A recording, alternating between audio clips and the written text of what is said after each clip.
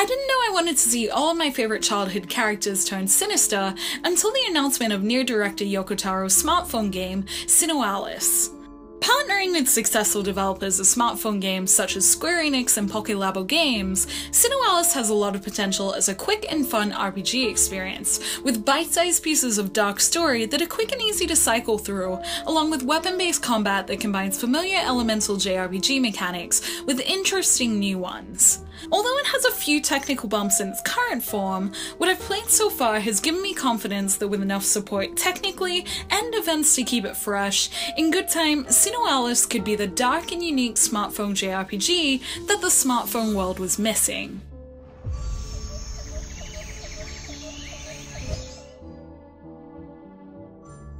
SINoALICE's characters are all based off fairy tale characters that will be easily recognizable to most players. There's Alice, Snow White, Cinderella, and other familiar bedtime story characters, but they're intriguingly different to the ones we know. They live in the library world and share a wish to revive their creator in order to continue their story and get the ending they desire. In order to revive the creator, they must fight nightmare creatures that destroy stories and will eventually have to fight each other. Their dark desires and tendencies were interesting to see detailed in the small bits of text displayed alongside battles, which made it easy to consume the stories little by little on the go. Like the small pieces of story, the 3-round battles are also very quick to get through, but are involved enough to feel satisfying. Enemies are all assigned an element, and in order to deal the most damage to them, you can attack with their opposing element and your own character's best weapons to beat them with ease. Together with a party of 4 CPUs, the 3-wave battles have all gone by for me fairly quickly so far, even with the boss battle at the end of most of them, but the higher level ones are just long enough to need strategies, such as choosing the right weapon or summon to win, and keep things interesting. Challenge comes into SINoALICE in some of the later chapters of the story. Attacking by using your weapons costs SP, plus the weapon itself temporarily, and in later chapters, in order to pack a punch, they need to be used more frequently. SINoALICE allows you to carry more weapons in a battle as you level up, but the more weapons you have, the more SP you're using, especially if you're restoring your weapons to use them a second time round, which I've needed to do a few times. While the first couple of chapters I played through in Alice's story weren't that challenging, I'm enjoying the balance between health and SP, and I'm interested in how this will continue in later chapters. The equipment SP balance can be better value if you level up your equipment using the experience-giving rewards from battle. Since you can and should equip multiple weapons that are used very quickly, being able to raise the level and rank of your equipment is a good way to become stronger, aside from just grinding your characters in the unique fun touchscreen quick nightmare cleaning mechanic.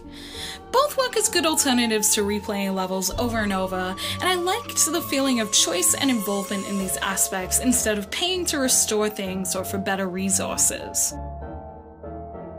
Being a smartphone game, SINoALICE features a familiar gacha system in order to help get better equipment.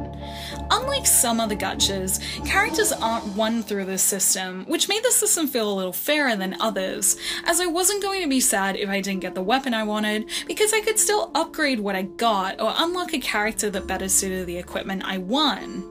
It's this kind of thing that makes me feel more comfortable in playing SINoALICE, as so far I haven't felt the need to use real money in it to improve my experience.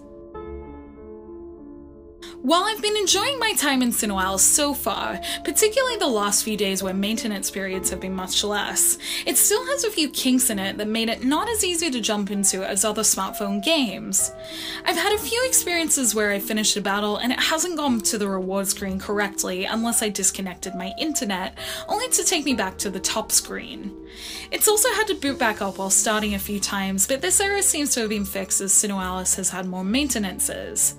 These are all problems I'm sure will be fixed very soon, possibly even by the time this is up, as it's been pretty dedicated to fixing and smoothing things out in its first week, and I'm sure that if it sees a localized release, these problems will be long gone by that point. SINoALICE SINoALICE brings Yokotaro's standout unsettling narrative sense into bite-sized form, with its storytelling and quick battles fitting well on smartphones. The weapon-based combat and gacha system created a unique take on turn-based smartphone games, and with access to plenty of characters and story without paying for a single thing, whether or not players choose to pay for the experience or not, it's easy to get into SINoALICE regardless. I enjoyed the innovative character leveling systems and branching stories, and while the experience isn't 100% smooth yet, I'm looking forward to sticking with it for a while and hope it sees a localization at some point to better understand these dark characters.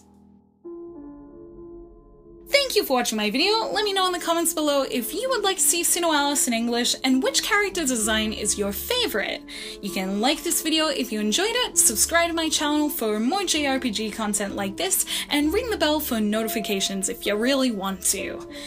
Check out the blog at jrpgjungle.blogspot.com. I do everything I do here, but in written form, sometimes some extra stuff too. Go check it out. And I'm on social media, on Twitter, Facebook, and Instagram, all at jrpgjungle. And until next time, thank you, bye!